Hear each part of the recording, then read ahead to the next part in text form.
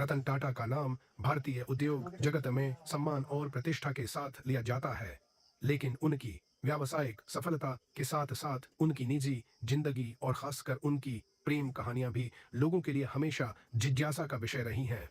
रतन टाटा ने कभी शादी नहीं की, लेकिन उन्होंने खुद एक बार कहा था कि उनके जीवन में 4 बार शादी के अवसर आए थे।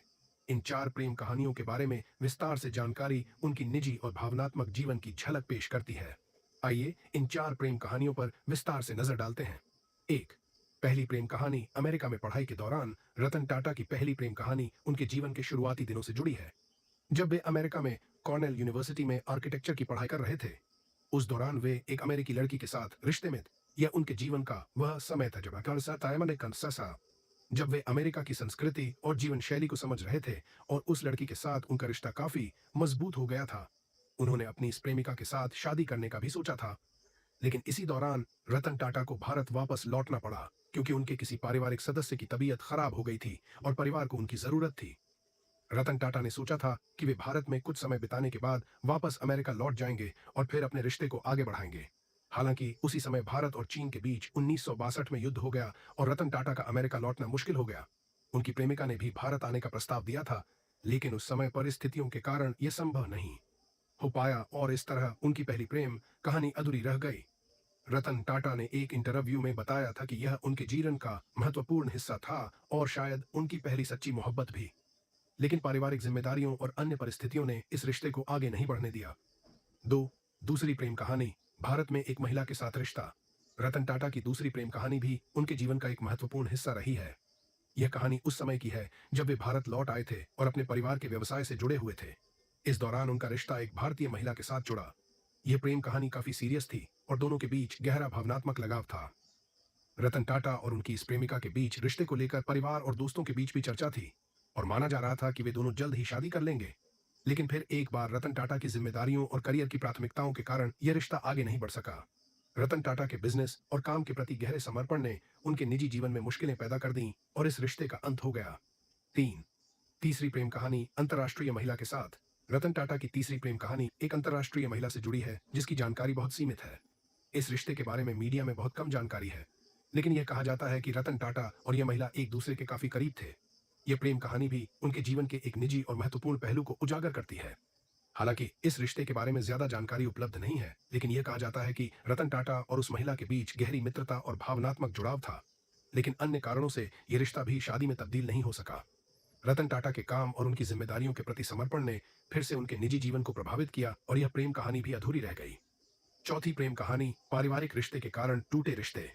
रतन टाटा की चौथी प्रेम कहानी के बारे में कहा जाता है कि यह सबसे खास थी। इस बार उनका रिश्ता एक महिला के साथ काफी गंभीर था और दोनों शादी करने के लिए तैयार थे। परिवार और दोस्तों के बीच भी यह चर्चा थी कि रतन टाटा इस बार शादी करेंगे, लेकिन परिवार के कुछ सदस्यों के असहमति के कारण यह रिश्ता भी टूट गया। प्रेम कहानियों का उनके जीवन पर प्रभाव। रतन टाटा की प्रेम कहानियां उनके जीवन पर गहरा असर डालने वाली रही हैं। उनका विवाह न करने का फैसला और उनके द्वारा जीवन में चुने गए रास्ते इस बात को दर्शाते हैं कि वे एक जिम्मेदार और संवेदनशील व्यक्ति हैं जो समाज और परिवार के प्रति अपनी जिम्मेदारियों को प्राथमिकता देते हैं। उनकी प्रेम कहानियां एक तरह से उनकी प्रेरणा का स्रोत भी रही हैं। उन्होंने हमेशा अपने व्यक्तिगत जीवन से सीख लेकर अपने व्यावसायिक और परोपकारी कार्यों में उत्कृष्टता हासिल की। रतन टाटा का यह दृष्टिकोण कि प्रेम और जिम्मेदारी के बीच संतुलन कैसे बनाया जाए उनके जीवन के अद्वितीय पहलुओं में से एक है। रतन टाटा ने हमेशा अपने हमेशा अपने परिवार को प्राथमिकता दी है और इसी कारण वे इस रिश्ते को आगे नहीं बढ़ा सके। यह उनकी चौथी और अंतिम प्रेम कहानी मानी जाती है जिसमें एक बार फिर से उनके पारिवारिक और व्यवसायिक जिम्मेदारियों ने उनके निजी जीवन पर प्रभाव डाला। प्रेम और जिम्मेदारियों के बीच संतुलन। रतन टाटा की इन 4 प्रेम कहानियों से यह स्पष्ट होता है कि उनका जीवन केवल व्यावसायिक सफलता से ही नहीं, बल्कि मानवीय संवेदनाओं और भावनाओं से भी भरा हुआ है। उन्होंने अपने जीवन में कई बार प्यार का अनुभव किया, लेकिन हर बार परिस्थितियों और जिम्मेदारियों के चलते वे अपने प्रेम संबंधों को शादी में तब्दील नहीं कर सके। रतन टाटा के लिए परिवार, समाज, और अपने काम के प्रति जिम्मेदारी हमेशा से महत्वपूर्ण रही है। उनके जीवन में कई बार शादी के मौके आए, लेकिन उन्होंने हमेशा अपने कर्तव्यों और जिम्मेदारियों को प्राथमिकता दी। यही कारण है कि रतन टाटा ने आजीवन अविवाहित रहने का फैसला किया। रतन टाटा की निजी जीवन पर विचार। रतन टाटा का निजी जीवन हमेशा से सादगी और अनुशासन से भरा रहा है। उन्होंने कभी भी अपनी निजी जिंदगी को सार्वजनिक नहीं किया और हमेशा इसे निजी रखा।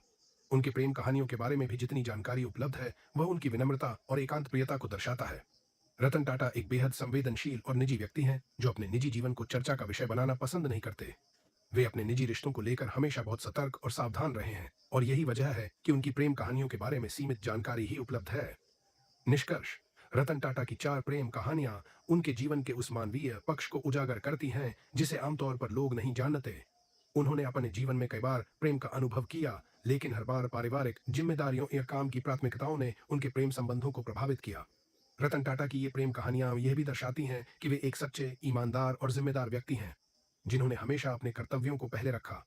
उनके जीवन की यह भावनात्मक यात्रा हमें यह सिखाती है कि सफलता और व्यक्तिगत जीवन में संतुलन बनाना कितना मुश्किल हो सकता है और कभी-कभी जिम्मेदारियों के चलते हमें अपने व्यक्तिगत सपनों और इच्छाओं को पीछे छोड़ना पड़ता है।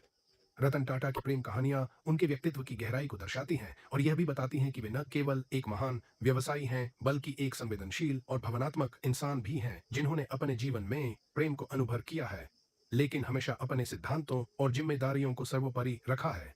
डेथ उनकी हालत गंभीर थी और मुंबई के एक अस्पताल में उनकी गहन देखभाल चल रही थी। टाटा ने 7 अक्टूबर 2024 को कहा था कि उनकी उम्र और संबंधित चिकित्सा स्थितियों के कारण उनकी नियमित चिकित्सा जांच की जा रही है। टाटा के 66 वर्ष की आयु में 9 अक्टूबर 2024 को मुंबई के ब्रीच कैंडी अस्पताल में निधन हो गया। ईश्वर उनकी आत्मा को स्वर्ग में शांति दे। वीडियो अच्छा लगा हो तो लाइक करें, कमेंट में अपनी प्रतिक्रिया दें और चैनल को सब्सक्राइब करना ना भूलें और जानकारी अच्छी लगी हो तो शेयर भी कर दें। धन्यवाद।